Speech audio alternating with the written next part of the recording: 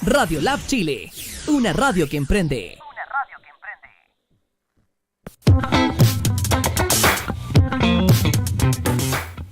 Muy buenos días, mis emprendedores, feliz viernes, ya terminando la semana. Como siempre digo, los emprendedores en este momento dicen, Dios, se fue la semana muy rápido, tengo tantas cosas que hacer, y los empleados dicen, al fin llegó el viernes. Pero sí, hoy tenemos un invitado súper especial, pero antes de hablar de él, quiero recordarles a través de dónde nos pueden ver. Recuérdense de nuestro Facebook, nuestro Instagram, nuestra página web radiolabchile.cl. Recuerden que en Facebook se ve la transmisión espectacular, el streaming, todo el estudio, todas las cámaras, ¿ok? La persona que está hablándoles, si están hoy comenzando a seguir el programa, mi nombre es Laura Di Girolamo, mejor conocida como Madre Network, la madre de los emprendedores, y voy a estar transmitiendo también un live a través de Madre Network. Y como siempre, este programa es gracias a dos patrocinantes maravillosos, dos emprendimientos familiares. El primero es Best Express, Buena Compra Express, ese proveedor que está con todos los emprendedores para ayudarlos, para estar de la mano con lo que es aseo personal, todos esos, digamos que diligencias que no queremos hacer cuando estamos emprendiendo, cuando estamos con nuestro primer local. Best Express es tu proveedor de confianza. Y por supuesto tenemos a Natilla, la vaca mariposa, esa exquisitez venezolana que a los chilenos los está volviendo locos, algo espectacular, divino, que por cierto, hoy no traje la natilla, siempre pongo a mis invitados a probar la natilla, pero nos va a tocar como que pareciera que el primer programa de la radio fuera de la cabina como que va a tener que ser en Fudo. ¿Y qué Fudo? Vamos a presentar aquí a Federico. Federico, buenos días, gracias por estar acá. Laura, buen día, muchas gracias.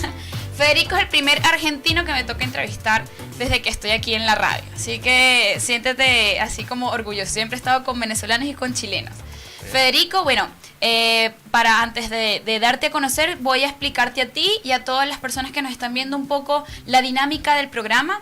El programa está inspirado en una academia es una escuela de negocios para emprendedores, y buscamos emprendimientos, empresas que sirvan de ejemplo, del cual los emprendedores que nos siguen, porque esta es la primera radio chilena, enfocada 100% a lo que es crecimiento personal y emprendimiento. Entonces buscamos invitados especiales que tengan conocimiento pues en áreas importantes que puedan nutrir a todos estos emprendedores. El día de hoy tenemos un caso maravilloso, un caso de éxito, es Fudo. Vamos a hablar de eso un poco. Te cuento cómo hacemos el desarrollo del programa. Primero pues te conocemos a ti. Bien. ¿Quién es Federico? Un poco Federico desde dónde nace, de dónde viene. Luego conversamos un poco cómo nace Fudo, hablamos un poco de la empresa, de lo que ofrece, el servicio maravilloso que tiene para muchos emprendedores, sobre todo lo que son el rubro gastronómico, y cerramos con un segmento que se llama Lo que callan los emprendedores. Ese segmento ya es un poco más íntimo, es hablar un poco más que Federico, el dueño de Fudo, es Federico, el padre, el esposo, el emprendedor, lo que no sale en Instagram, como digo yo, la parte de atrás del éxito. Perfecto. ¿Listo? Con muchísimo gusto, claro. Bueno, que sí. Ahora sí, como digo yo, me callo y ahora entra Federico en acción. Federico, iniciemos presentándote tu nombre. Bueno, ya saben que es Federico, pero tu nombre completo, dónde nace Federico, quién es Federico, cuáles son los orígenes de Federico. Bueno, gracias a todos los que están escuchando. Bueno, vengo de Argentina, del oeste de Argentina, provincia de Mendoza. Tengo 40 años, Federico Tudela es mi nombre. Soy ingeniero en electrónica y comunicaciones, recibido en Mendoza, en una universidad de Mendoza justamente, este es el nombre de la universidad. Y bueno, la verdad que apasionado del emprendimiento, la verdad que es un gusto estar aquí. Espero poder colaborar con todos ustedes con algunas cosas o herramientas o conceptos que les puedan servir. Así que bueno, mi carrera, digamos, estudié en Mendoza como recién contaba, me recibí de ingeniero, siempre fui un poco inquieto. Y la verdad que luego de algunos años, casi 4 años de trabajar específicamente en lo que me recibí, en la parte de comunicaciones, entré en una empresa de desarrollo de ingeniería, programando equipos de comunicaciones, y a través de ese perfil de inquieto como que sentía que tenía que hacer alguna otra cosa distinta. El trabajo por ahí muy rutinario de oficina, escribiendo código, no me apasionaba. Así que empecé a buscar alternativas y dentro de esas cosas conocí a Romina, actualmente mi esposa. Ahí nació el amor. Así Bien. fue. Y, o sea que era compañera de trabajo. Exactamente. Ajá, amorío de oficina. Sí, y en aquel momento Romina estaba estudiando cocina, venía de estudiar abogacía, cambió de abogacía a cocina, empezó a estudiar esa carrera, terminó esa carrera y empezó a incursionar en el rubro gastronómico. Yo comencé a ayudarle. Ajá, ya uno va entendiendo las piezas de dónde nace el porqué de fútbol. Y de ahí, bueno, un poco me transformé en un ingeniero gastronómico porque pasé de la programación de código a la cocina. ¿Ya? ¿Te gusta también cocinar? Sí, sí, totalmente. Mi especialidad es la cocina de fuegos. Así que, bueno, en Argentina mucho el asado, carnes a la llama, bueno, Qué todas rico. esas cosas. Así que eso es lo que hacía. Hice eso durante 6 años. Tuvimos 2 negocios gastronómicos, 2 restaurantes en Mendoza propios. Bueno, y ahí me estoy adelantando, pero un poco de ahí viene. No, sí, pero es que normalmente viene así fluido. Exactamente. Así que sigue. Así que bueno, desde esa experiencia en gastronomía, la verdad que llegamos a un momento en el que necesitábamos profesionalizar este trabajo que veníamos haciendo. Y ese hecho de profesionalizar, con este concepto de ingeniería que yo tenía bien marcado, era el tema de registrar información, poder analizar, tomar decisiones en base a ciertos datos históricos de cómo venía funcionando nuestro negocio.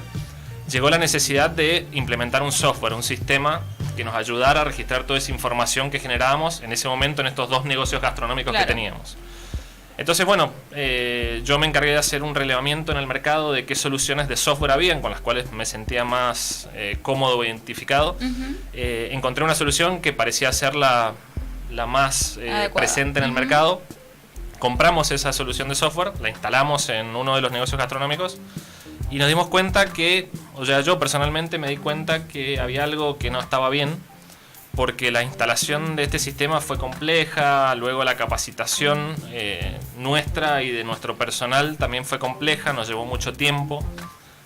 Y yo también, dentro de este perfil de inquieto, dije, esto se puede resolver de otra manera, ¿no? Claro, además que tu ingeniero para ti era algo como muy... Era como me parecía raro. ¿Por qué me lo están dando tan complicado si es claro, fácil? Fuera complicado incluso para mí, que estaba en el tema y tener que instalar un software y demás. Y se sumaba una componente adicional que era que estos restaurantes en Mendoza existen bodegas, lo que aquí llaman viñas. Estos 2 restaurantes estaban ubicados en bodegas y muy distantes uno de ellos, aproximadamente 20 kilómetros. Entonces teníamos un segundo problema que era la necesidad de acceder a la información de modo remoto. Entonces decíamos, con estos software que están instalados en un computador y en otro computador a 20 kilómetros de distancia, ¿cómo puedo hacer para acceder a la información? Claro. O sea, la única forma era ir al local, estábamos hablando del año 2009, Ya, ¿no? 10. Para poner un poco en contexto. Entonces, ya obviamente estábamos hablando de internet, ya había presencia, teníamos nuestra página online, vendíamos online nuestros servicios gastronómicos y yo pensaba, digo, esto debería tener una componente online en donde uno podría acceder a la información para poder revisarla. En esos momentos, bueno, yo un poquito más viejo, Google estaba en sus inicios de lo que es hoy Google Drive. Ya existían estas hojas tipo Excel o estos sheets compartidos en internet. Entonces en ese G momento... Suite contigo. Exacto, en ese momento no era G Suite, pero era algo que se estaba originando. En ese momento lo que hacía era descargar información de estos sistemas y publicarla en estas hojas Excel compartidas. Exacto, estos sheets. Y de esa manera tenía acceso remoto a la información, pero había que hacer un proceso manual. Claro. Entonces en esa dinámica y con esa inquietud de decir esto se puede hacer de otra forma, tomo contacto con un amigo de muchos años y compañero también de la universidad, que es Juan Manuel Cuello, hoy socio de Fudo. Juan también nos recibimos juntos en Mendoza. Juan se dedicó mucho a la programación y en ese momento él estaba viviendo en Buenos Aires, yo en Mendoza, y estaba muy dedicado a lo que es programación web. Entonces lo llamo y le comento, Juan, quisiera hablar con vos. ¿Ok? ¿Qué pasó? Tengo una idea de negocio millonaria. Tengo una necesidad y tengo una idea en conjunto. Me gustaría comentártela. Bueno, decime. Bueno, le cuento esto mismo que acabo de contar. Decir, bueno, pasó esto. La verdad que la necesidad concreta es registrar información, resolverlo de forma fácil. Me encontré con una solución de software que no me gustó, no me convenció. Me pareció demasiado difícil el concepto. Y no tiene una componente online. No he visto ningún sistema ni ningún software para gastronomía que tenga una componente online. y con lo demandante que es el negocio gastronómico, en el cual uno trabaja en horarios en los cuales los amigos o la familia descansa, uno está trabajando y uno vive de alguna manera a diferencia, o sea, en horario inverso, en dirección inversa a la gente normal. Digo, sería un muy buen aporte poder tener la información en el teléfono, poder accederla desde cualquier lado con la comodidad de poder estar en la casa haciendo un control de inventario, por ejemplo. Correcto. O viendo cómo fueron las ventas el día de ayer o ayer en la noche. ¿Esto se puede hacer? Esa era la primera pregunta. Y Juan me responde, todo se puede hacer. Lo importante... Esa es típica respuesta de los ingenieros. Todo se puede. Todo se puede. Yo estuve, perdón para interrumpirte, la primera empresa donde trabajé aquí en Chile se llamaba Waypoint y también era un sistema, pero era de GPS y yo, por supuesto, yo de ingeniería no sé nada, yo siempre estaba en el área comercial, pero era así como el super equipo de ingenieros y yo decía, ustedes son como dioses, ustedes pueden crear todo, o sea, de verdad, sí. Yo admiro mucho a los profesionales de ingeniería porque literal pueden crear cualquier cosa, o sea, es espectacular la carrera de ustedes. Sí, sí, sí. Sí, realmente es así y bueno, acá voy a introducir un concepto para los emprendedores que nos están escuchando importante, que es el hecho justamente, aprovechando lo que vos decías, Laura, de que todo se puede crear, pero cuando uno piensa en un negocio, tiene que pensar muy bien en realmente qué problema o qué situación busca resolver. Correcto. Esa es la forma de poder crear un negocio. Técnicamente uno puede hacer cualquier cosa. Hoy en día la verdad que desarrollar una aplicación, una plataforma es sencillo. Un error común de los emprendedores es dedicar mucho tiempo y energía a hacer cosas, a hacer productos.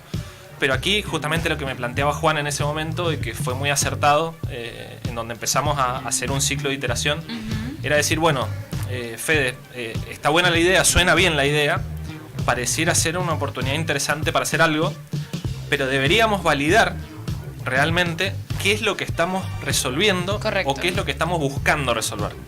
Entonces podemos aprovechar tu experiencia, que es buena, pero necesitamos ver si tu problema es el problema de otros y si ese problema es recurrente, es decir, ese problema es de mucha gente. Si eso es así, estamos ante una oportunidad de negocios interesante. Y realmente fue así. Lo hicimos, empezamos a de alguna manera madurar esta idea, que en ese momento era solamente una idea. Y bueno, ya sabíamos, yo por lo menos tenía la factibilidad técnica de que esto se podía hacer, así que ya para mí era una tranquilidad de decir, bueno, esto puede llegar a ser algo. Y empezamos este ciclo que comento de iteración, se trata de empezar un proceso reiterativo, en donde uno lo que busca es, en ese momento, era hacer entrevistas o preguntarle a gente que estuviera en rubro. Una especie de estudio de mercado. Sí, exactamente, buscando como objetivo este ciclo, algo así, porque el ciclo de iteración es normalmente crear, medir, aprender. En este caso, el hecho de crear era la idea, el medir era ver qué nos decían y el aprender era procesar ese feedback o esas devoluciones para decir esto es factible a nivel de negocios o no. Ya saben, chicos, crear, medir, aprender. Así que crear producto mínimo viable, no se vayan a invertir todo de una pequeña prueba, medir inmediatamente con ese nicho qué tal les pareció y ese feedback, empezar a hacer la reestructuración. Me encantó. Crear, exactamente, ese es un concepto también, de nuevo, otra cosa importante para los emprendedores. El hecho de este concepto de crear, medir, aprender viene de una metodología, digamos, global, muy potente, que se llama Lean Startup. Para la gente que no conozca lo que es Lean Startup, esto es lectura obligatoria para todo emprendedor. Este es un libro que incluso está online, está en inglés y está en español también. El autor es Eric Rice y se lo súper recomiendo. Es más, les diría que nuevamente lectura obligatoria para todo emprendedor. Genial. Esta metodología de trabajo que tiene varios años y realmente es muy potente. Así que bueno, volviendo a la historia, esto nos llevó a empezar a madurar la idea, a validar el concepto. Y en ese momento Juan me dice, bueno, pareciera ser de que verdaderamente es una oportunidad.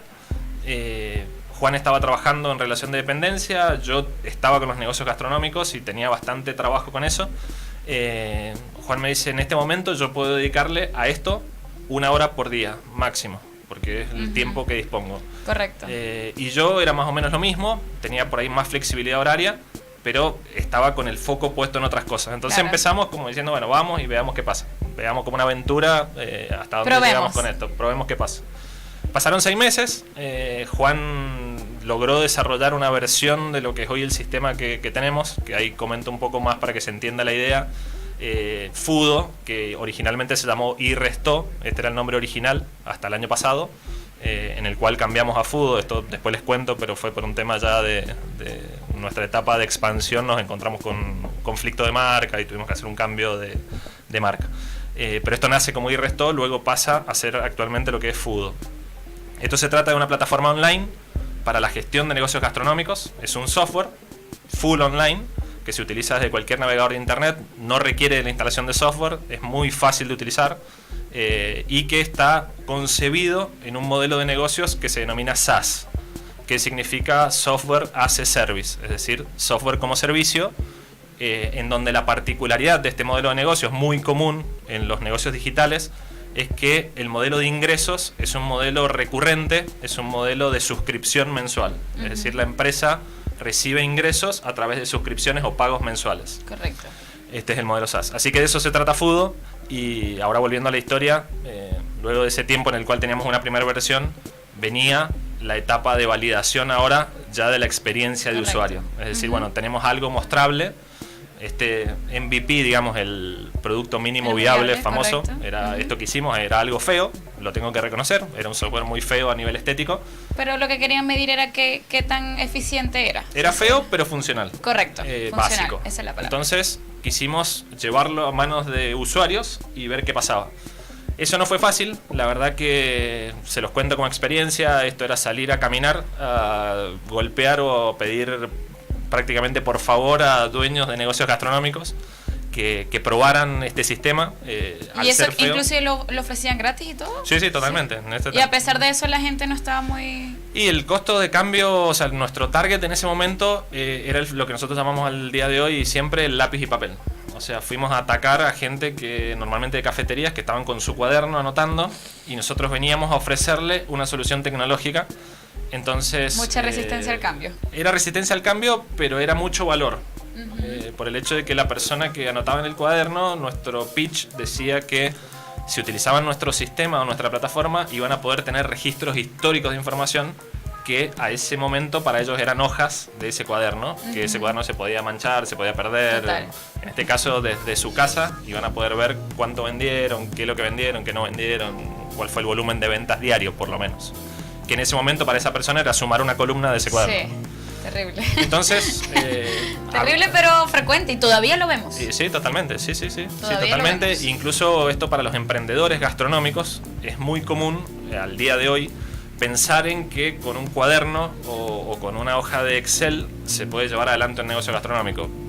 Recomendación, traten de buscar alternativas, puede ser Fudo o cualquier otro sistema, pero un sistema en realidad lo que aporta es información y esa información es lo mejor que pueden tener para tomar una buena decisión. Correcto. Al momento de cambiar un menú, de ajustar precios, de tomar personal y demás.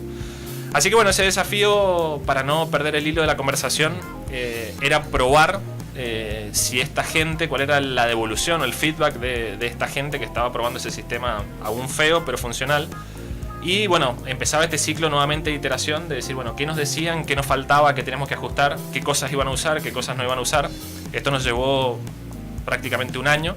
En ese momento Juan y yo no teníamos dedicación full time a esto, pero aprendimos mucho, logramos nuevamente validar el potencial de esta idea que estábamos desarrollando. ¿Cuánto tiempo duró este proceso de bueno, primero crear este producto mínimo viable, este beta, esta primera etapa del software y luego probar con el mercado? ¿Cuánto tiempo dedicaron a esa primera etapa? Porque hay veces que de repente los emprendedores no hacen los procesos, sino que ni siquiera un producto mínimo viable, sino que simplemente ellos tienen mucha fe de que van a tener éxito, invierten lo que tienen y lo que no tienen y se lanzan, y lamentablemente luego es que el mercado les dice, como por supuesto sucede, si sí o si no, y pierden mucho dinero en el proceso. Totalmente. ¿Cuánto tiempo ustedes se dedicaron a desarrollar un producto mínimo viable que, para los que, digamos, no conozcan el término, es como lo mínimo que puedo hacer, o sea, es decir, de mi idea macro, que es lo mínimo que puedo hacer para probar que efectivamente el mercado esté dispuesto a pagarme cierta cantidad por ese producto o servicio? Pero una versión micro, sin tener que invertir tanto dinero en un principio, porque es probar. Y luego esa etapa de estudio de mercado. ¿Cuánto tiempo dedicaron a eso? Nosotros, bueno, con poca dedicación, como les decía, en esa etapa inicial era muy poco el tiempo que Juan y yo dedicábamos a esta idea, a este producto.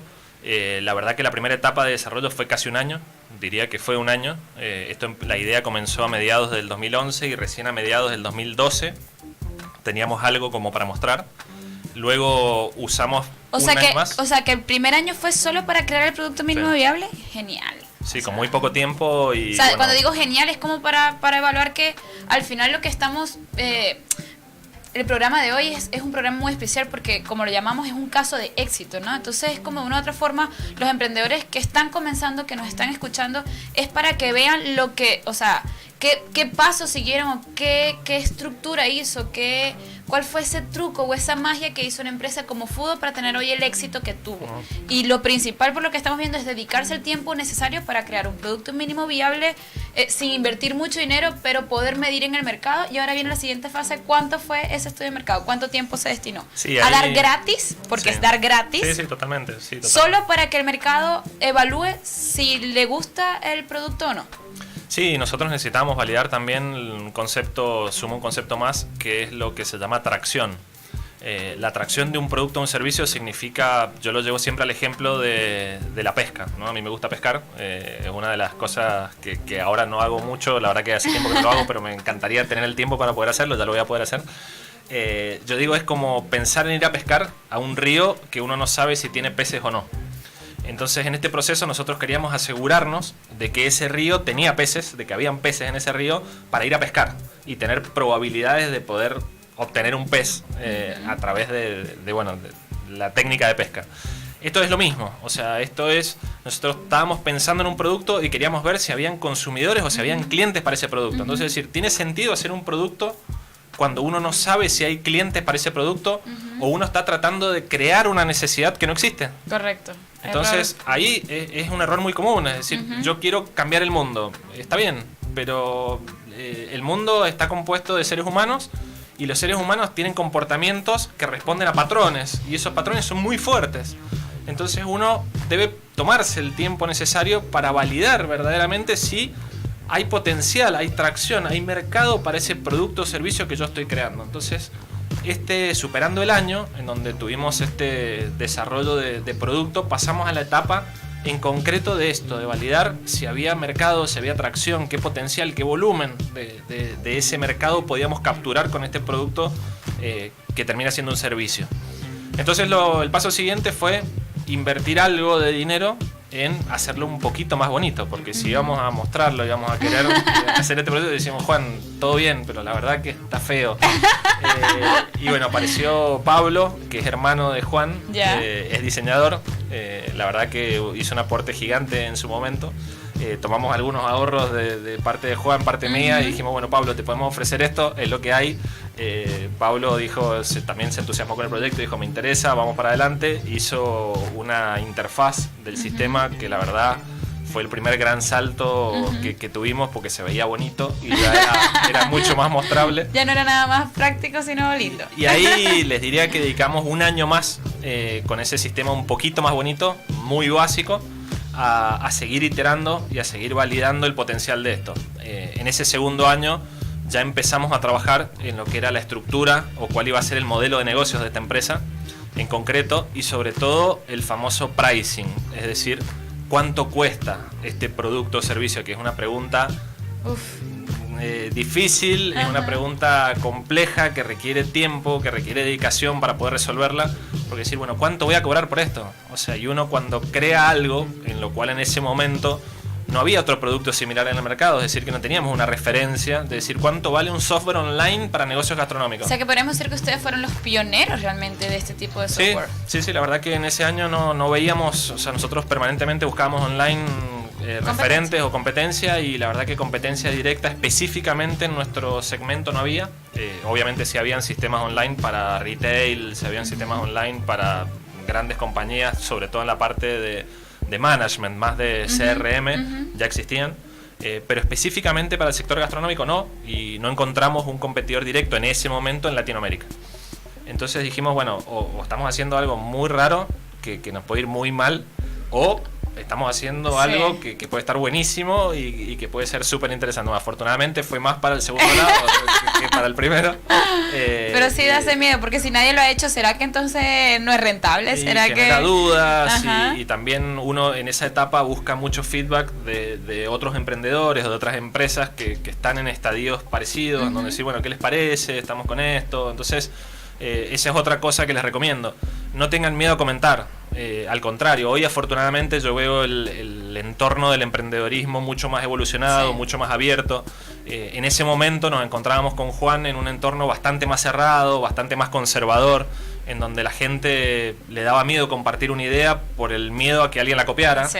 Y la verdad que no es así. La verdad que yo les puedo contar por experiencia, luego de todas las cosas que pasan en un emprendimiento, tiene que ver mucho más con la componente humana que con la componente técnica. Entonces no tengan miedo, pueden contar abiertamente. Además que contándolo, quien quitas y consigas un inversionista maravilloso, alguien que quiera sumarse al proyecto. O una buena devolución, una buena opinión de un amigo, de un colega, de otro emprendedor que puede generar un pivot en el camino. Un pivot significa un cambio de dirección con respecto a donde quiero apuntar mi producto, mi servicio. Así que es sumamente importante tener esta realimentación, hacer networking, participar de eventos de emprendedorismo. La verdad que nosotros lo hicimos y nos dio muy buen resultado. Pero bueno, no me quiero ir mucho de este tema, volviendo al está súper interesante, así que volvíamos entonces. Voy a ir, digamos, como resumiendo, porque tenemos personas que se están conectando a partir de ahora. Estamos con Federico. Federico es fundador de Fudo. Fudo es un software, es una solución para todos los empresas, todos los restaurantes, toda la parte gastronómica, ¿ok? Hablamos un poquito de la historia de cómo nace Fudo. Federico tenía 2 restaurantes en Mendoza, es argentino, ¿ok? Mi primer argentino aquí en el programa. Federico, bueno, por ser dueño de estos 2 restaurantes, quiso buscar una solución tecnológica para poder llevar el control, bien sea del inventario, de las ventas, y se dio cuenta que, por supuesto, primero adquirió uno, y al adquirir una supuesta solución se dio cuenta que realmente había muchas deficiencias, y es de ahí donde nace la idea, bueno, esto tengo una necesidad particular y también podría ser un problema que podríamos solucionarle a muchas personas igual que yo. Contacta a un amigo de la universidad, ¿ok? Inician un primer año, lo que llamamos desarrollar un producto mínimo viable, es decir, algo muy micro, primero para poder darlo a conocer y evaluar si efectivamente el mercado está dispuesto a adquirir ese producto o servicio. Luego vino un segundo año, ¿ok? Donde interviene el hermano de Juan, ¿correcto? Sí, Pablo, sí. Porque este producto mínimo viable, esta primera fase era muy práctica, pero era fea. Estéticamente no era lo más comercial que se diga, ¿ok? Y hubo un segundo año donde inclusive todavía estaban en modo de prueba, todavía investigando si realmente la gente consideraba que era un producto que les iba a solucionar un problema. Y viene una etapa muy importante, porque resulta que este producto no tenía competencia en ese momento en lo que es Latinoamérica. Entonces viene algo clave que todos los emprendedores pasan, sobre todo cuando tienen un producto o un servicio innovador, es qué precio le coloco a esto. Y medir un poco el mercado, cuánto la gente está dispuesta a pagar, también evaluándolo un poco con mis costos. ¿Cómo hicieron? ¿Qué teoría aplicaron para dar esa respuesta del precio? Exacto. Bueno, ahí paso importante, el tema de la definición del pricing o precio que voy a cobrar por mi producto o servicio. Recuerden que el modelo de negocios que nosotros adoptamos es software como servicio, esto se denomina SaaS en inglés. ¿Cómo resolvimos el tema del precio? Al no tener una referencia de decir, bueno, cuánto puede costar o qué competidor tenemos cuánto está cobrando, la verdad que no encontramos ninguno, empezamos a buscar servicios comparables. Entonces nosotros dijimos, si nosotros vamos a hacer la solución de un negocio gastronómico con un sistema, una plataforma full online, ¿cuál es la referencia? En ese momento se nos ocurrió que la referencia era un proveedor de internet. Entonces decir, bueno, ¿cuánto cobra un proveedor de internet? Como puede ser BTR, Entel o cualquiera que provee la conexión de internet. ¿Cuánto cobra por mes por una conexión?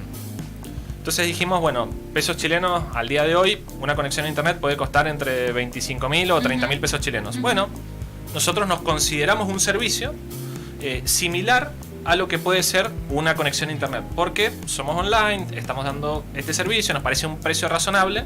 Ahora viene otra pregunta importante. ¿Ese precio puede transformar a esta idea en un negocio sustentable y rentable? Esa es otra pregunta sumamente importante que requiere tiempo, foco y dedicación. ¿Por qué digo esto?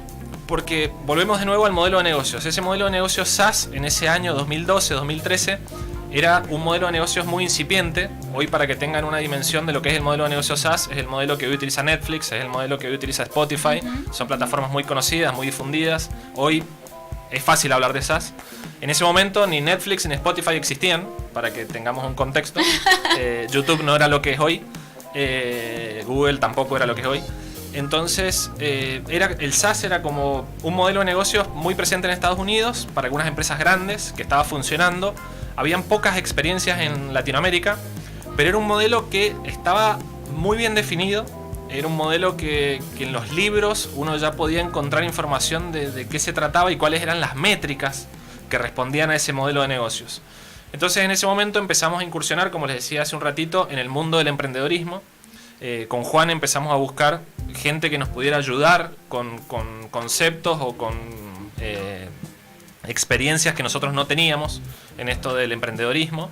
En ese momento en Buenos Aires encontramos una incubadora de empresas con una primera experiencia que tuvimos con ellos, que nos ayudaron con conceptos básicos, con lecturas. Nos dijeron, chicos, ustedes tienen que leer Lean Startup.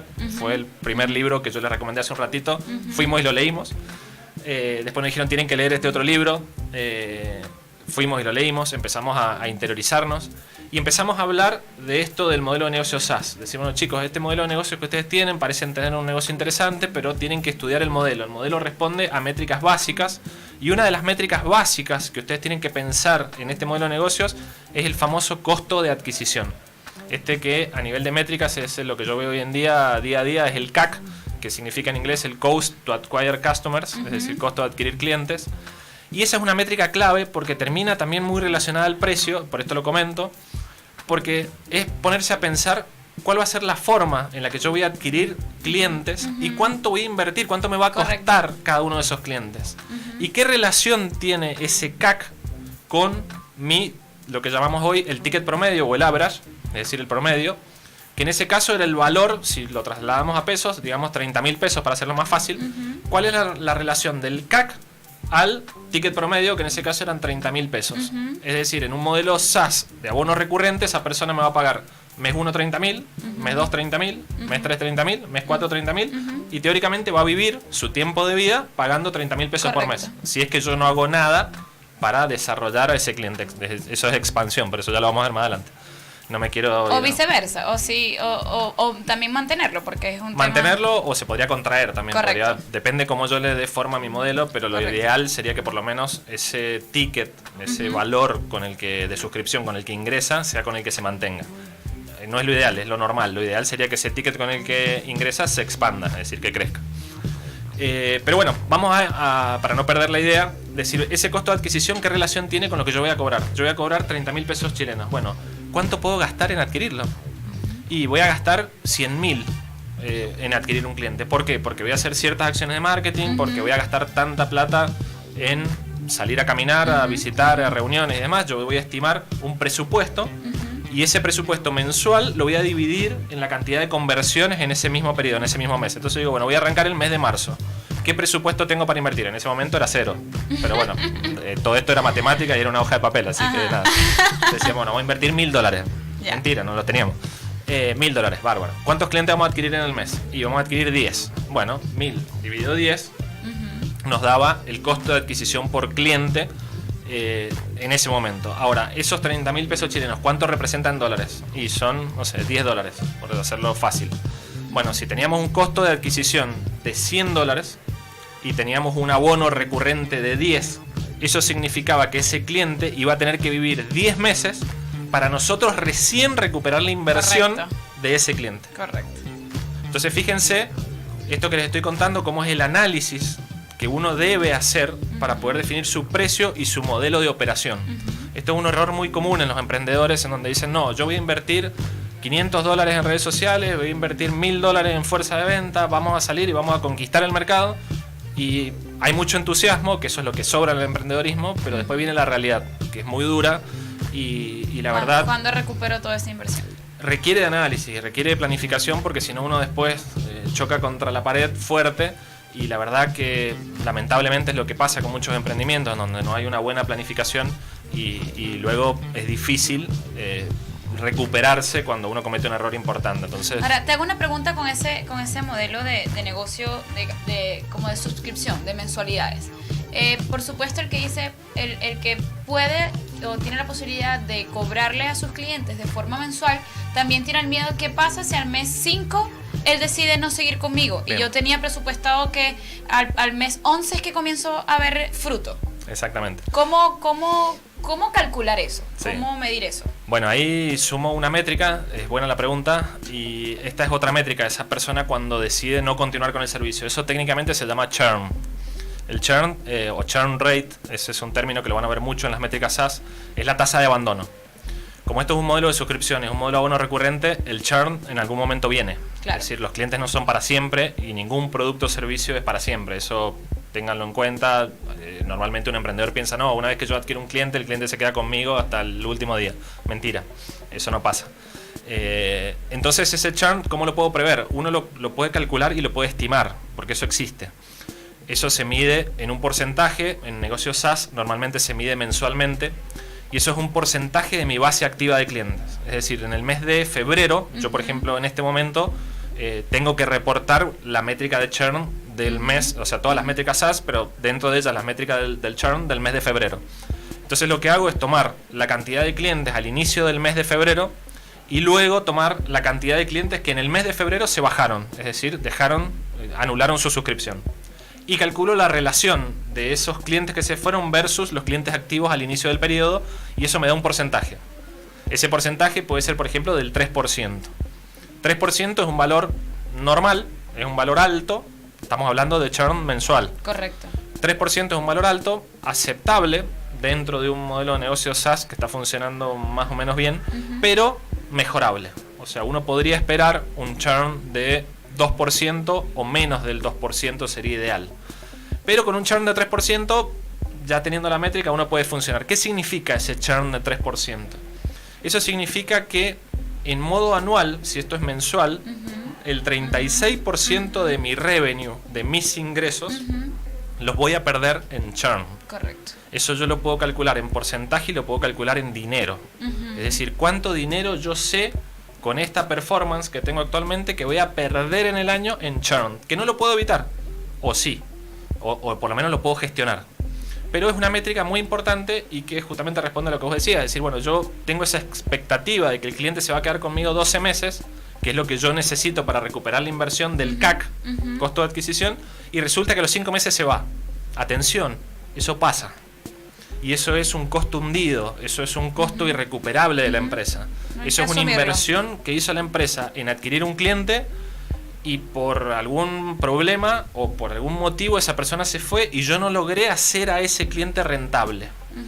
Te pregunto porque inclusive yo soy, o sea, te escucho y yo vendría siendo como una candidata más o menos parecida, porque por ejemplo en la academia, aunque no es el diplomado son solo 6 meses, o sea, al final de repente no lo puedo calcular por año, pero cada 6 meses yo puedo calcular, porque tienen el deber ser es que estén 6 meses pagando esa mensualidad, exactamente lo que tú explicas, o sea, de repente no calcular el año, calcularlo los 6 meses. Sí. Y al principio cuando de repente tienes en mi caso, el primer alumno que por X o Z no pudo estar, o uno le duele en el alma, pero de ahí tu mentalidad de negocio tiene que decir, epa, lo que tienes es que calcular para que no te duela y entender qué porcentaje vas a perder, porque al final es una pérdida. Ahí viene otra métrica que justamente responde a esto que estás queriendo identificar en este negocio, que es lo que se denomina el lifetime value. El lifetime value, si lo traducimos, es el valor vitalicio del cliente. Si lo hacemos más fácil de entender, es la verdadera rentabilidad que yo voy a obtener de mis clientes. Esto se estima, esto es una métrica muy importante de los negocios SaaS, y el lifetime value lo que me dice en concreto es la monetización, es decir, cuánto dinero yo voy a recibir, cuánto revenue, cuántos ingresos voy a obtener de cada uno de mis clientes estadísticamente o estimadamente. Este lifetime value se calcula, en este caso, como el valor del ticket promedio sobre el churn. Es decir, yo tengo que conocer cuál es mi promedio de ticket, es decir, cuál es mi promedio de venta, y lo tengo que dividir por el churn, que es esta tasa de abandono. Eso me va a dar un valor, que ese valor es un valor monetario, es un valor en pesos o en dólares, que me va a decir, bueno, cada uno de tus clientes te va a dejar, por ejemplo, $500. Y ahí aparece de fórmula una relación muy interesante, que es decir, ¿cuál es la relación entre el CAC y el lifetime value? Los libros dicen que si mi lifetime value no es 3 veces mayor que el CAC, el modelo de negocios no es viable. Claro. ¿Cuánto tiempo vas a recuperar entonces? Fíjense, estamos hablando de que el lifetime value tiene que ser 3 veces el costo de adquisición. Si volvemos a los números que estábamos hablando, yo decía que me costaba $100 adquirir un cliente y estoy diciendo que mi lifetime value son $500. La relación es 5-1. Es decir, que ese modelo en el papel, hasta ahora no he hecho nada, De nuevo, para que lo utilicen, no he hecho nada, no he invertido $1, no desarrollé nada, no hice nada. Eso es puro aplicar teoría. Eso es teoría, eso es trabajo en la mesa con el papel y lápiz para poder prever lo que puede pasar. Entonces decir, bueno, relación 5-1 es interesante, esto es viable, esto significa que se puede hacer porque el recupero, la rentabilidad que yo voy a obtener de mis clientes es factible. ¿Qué puede pasar? Que yo desarrolle, que yo ponga esto en el mercado y después me dé cuenta que el churn viene en el primer mes y volvemos para atrás, ¿no? Pero eso te voy a decir, porque si estamos en esta etapa de papel, realmente, ¿cómo calculaste el churn? Porque al final fue la práctica que tuviste que realmente la práctica, medir, por lo menos el churn, porque de repente antes puedes con el estudio de mercado tantear cuánto la gente está dispuesta a pagar, pero el porcentaje de abandono solo lo vas a ver en la práctica. Nadie te va a decir, sí, yo voy a abandonar. Sí, el churn uno lo puede estimar. Obviamente en las etapas iniciales hay mucho de estimación. Hay que tratar de alguna manera manejar el entusiasmo, porque normalmente los emprendedores son muy entusiastas y entusiasmo sobra, y las proyecciones son demasiado positivas. Hay que ser un poquito más pesimista. Uno puede jugar con un churn estimado y tratar de validarlo, pero ya con un valor de referencia uno puede empezar a iterar y tratar de confirmar si realmente ese valor que yo estimé corresponde o no. Pero por lo menos un valor de referencia es interesante tener, y hacer este set de métricas. Uno podría jugar con un set de métricas inventado. Y un churn de referencia como para decir, bueno, no debería ser superior a esto. Estamos hablando que puede ser el 3%. Sí, puede ser. Porque también es una forma de que si en la realidad mi churn es más del 3%, entonces ya va, hay un problema en el mismo servicio. Entonces eso es lo podría bueno. ser como mi... Bueno, no, el deber ser es que mi churn no supere, ejemplo, el 3% por lo menos el primer año. Si está superando el 3% es que hay un problema más allá, más que de abandono, porque pasó algo, es que realmente el producto o el servicio está teniendo muchas fallas. Exactamente. Afortunadamente en el modelo de negocio SaaS hay mucha información online. La verdad que hay mucha gente que ha trabajado muy bien el tema y que lo ha desarrollado mucho, y hay muchas empresas que utilizan esto. Y de nuevo, afortunadamente hoy hay valores de referencia. Hoy uno puede decir, bueno, ¿cuánto es un valor recomendado para una empresa SaaS? ¿Cuál es el valor del churn recomendado? Uno puede encontrar referencias, puede encontrar casos de éxito, puede encontrar casos de éxito con un churn alto y cómo hicieron para cambiarlo, para bajarlo. Uno puede encontrar también, ya existe esta relación de 3x, o sea, de 3-1, la relación entre el lifetime value y el CAC. Entonces uno puede estimar un CAC y puede estimar cuántos clientes debería adquirir en un periodo, a qué costo. Entonces hoy podemos decir que uno cuenta con esta información en línea, realmente es muy accesible, hay muchos foros que les recomiendo ver. Esto es fácil, si en Google ponen SaaS Metrics van a encontrar un montón de información. Les recomiendo ver el blog de David Skok. Si buscan SaaS Metric en Google está como uno de los primeros resultados. Bueno, David tiene un montón de documentación publicada, ejemplos, gráficos y demás, así que se lo súper recomiendo, y van a poder trabajar esto sin ningún problema. Mira, acabo de ver la hora y yo no puedo creer que solo nos quede 10 minutos de programa. Me da dolor, porque quisiera estar como 2 horas aquí hablando más, pero al final me encanta porque, bueno, particularmente siempre tengo entrevistados que pues el contenido es general para todos los emprendedores, pero casualmente este contenido me cae muy bien a mí como empresaria, por decirlo así, ¿no?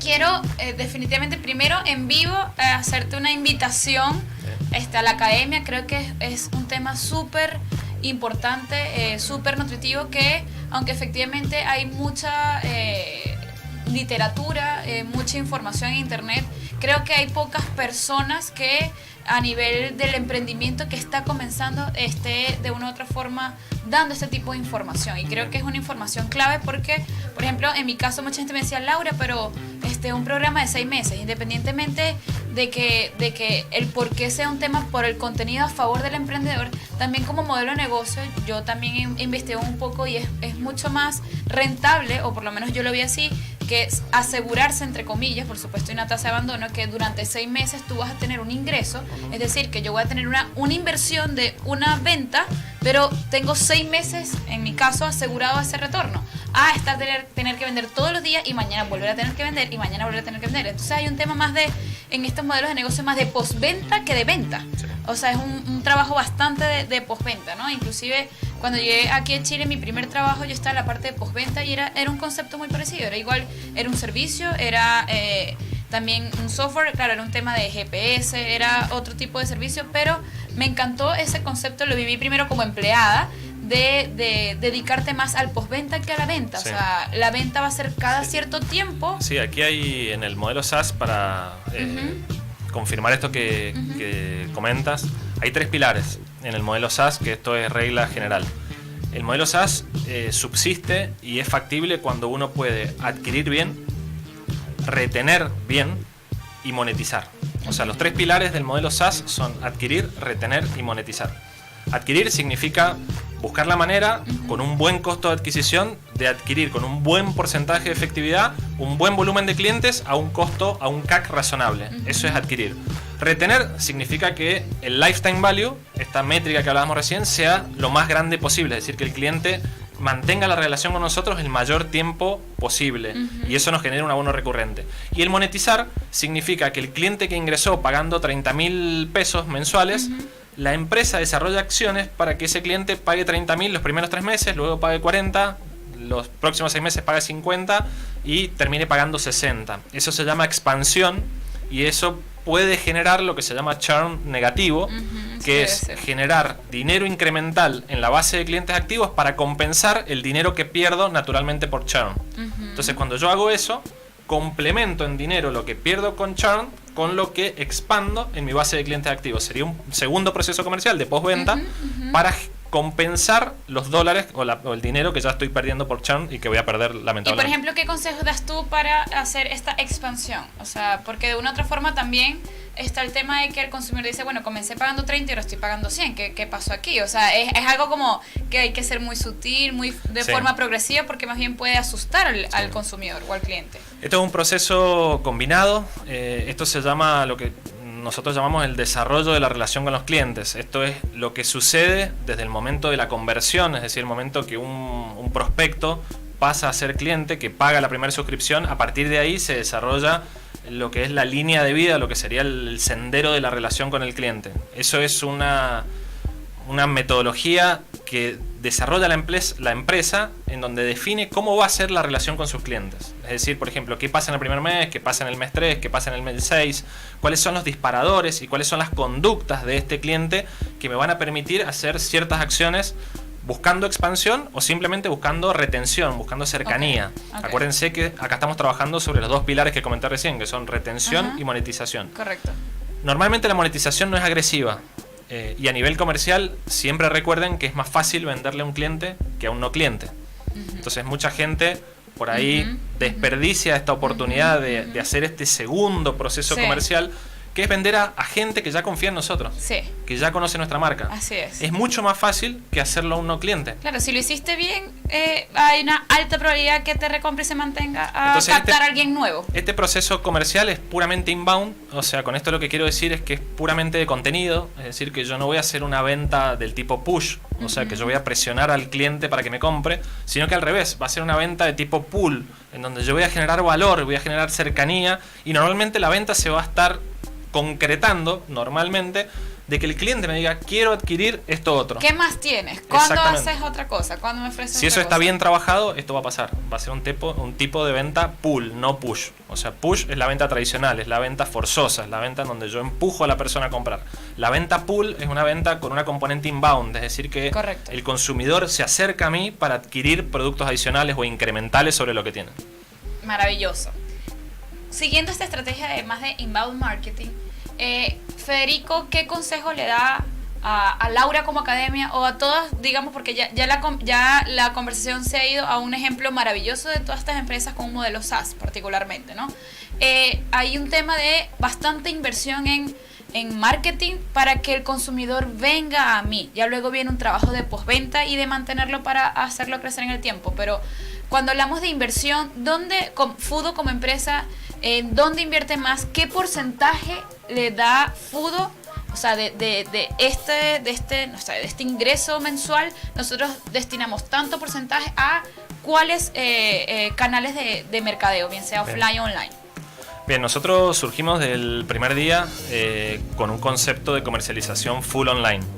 Esto pensando principalmente en el CAC, en el costo de adquisición, en donde no podíamos permitirnos un presupuesto alto para adquirir porque el valor del abono era bajo y bueno, el tiempo de vida estimábamos que podía ser corto, lo cual afortunadamente no pasó tan así, pero bueno, cuidamos mucho el CAC. Entonces fuimos directamente al canal online. Y en el canal online principalmente, ¿cuál es la recomendación que les doy? En el canal online las dos fuentes principales son SEO, que es posicionamiento orgánico. Esto es motores de búsqueda, principalmente Google. Cómo hacer para posicionar orgánicamente en Google. Esto es un trabajo con una gran componente técnica, es un trabajo de largo plazo, pero es la recomendación. En el caso de ustedes, ya ustedes conocían del área. Sí, conocíamos del área, era un mundo en el cual teníamos que ingresar, porque la verdad que esto tiene una dinámica permanente. Esto tiene que ver con buenas prácticas de programación, tiene que ver con tener un sitio que responda a las políticas de Google que van mutando permanentemente, pero normalmente tienen que ver con la calidad y relevancia del sitio que uno pone en línea. El contenido, correcto. Tiene que ver con el contenido. Aquí quiero dar una pausa porque claro, aunque en mi academia siempre hay emprendedores como jojoticos, yo de una u otra forma le digo, aprender de casos de éxito como ustedes es para que entiendan que de repente en el mes 1 no pueden adquirir su página web, pero que entiendan la importancia para que en muy corto plazo ellos presupuesten tener una página web. Al tenerlo, pues si no conocen la materia, invertir en un asesor para el posicionamiento SEO, es decir, para que realmente la persona que entre en Google y vaya a buscar su página, pues esté dentro de los primeros, para ir haciendo como la traducción coloquial el concepto del concepto básico acá se denomina get found, es decir, que me puedan encontrar. Correcto. Es decir, que mi empresa sea encontrable. ¿Encontrable dónde? Encontrable en el mundo online. Hoy el 90% del tráfico en internet pasa por Google. Entonces Google responde preguntas. Ustedes mismos lo usan en el día a día para responder dudas que tienen. Entonces yo tengo mi negocio gastronómico y una conducta normal es cómo gestiono mi negocio. Software para restaurante, programa para restaurante. Son keywords, son palabras claves que nosotros utilizamos para disparar nuestros anuncios y nuestro posicionamiento. Entonces SEO es un trabajo de largo plazo, se los recomiendo desde el día 1.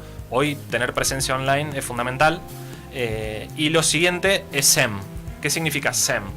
SEM es marketing en motores de búsqueda. Esto principalmente en Google se llama AdWords. AdWords es la plataforma de anuncios de Google, muy potente. Y también SEM es publicidad en redes sociales, en otros sitios o otras plataformas. Pero SEM es donde yo pago. En SEO no pago, o sea, en SEO solamente pongo mi trabajo.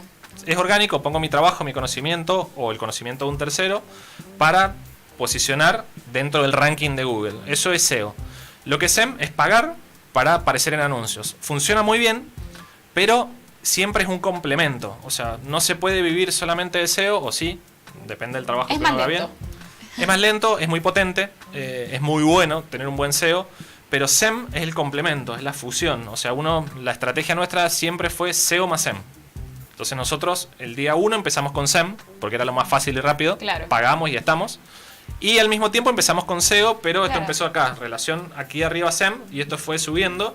Y hoy afortunadamente compiten, un mes está arriba uno, otro mes está arriba otro, nos ha ido bien en SEO, pero seguimos trabajando permanentemente en lo que es performance, que es optimización de anuncios en SEM, principalmente en AdWords, y estamos recién ahora trabajando en Ads en redes sociales.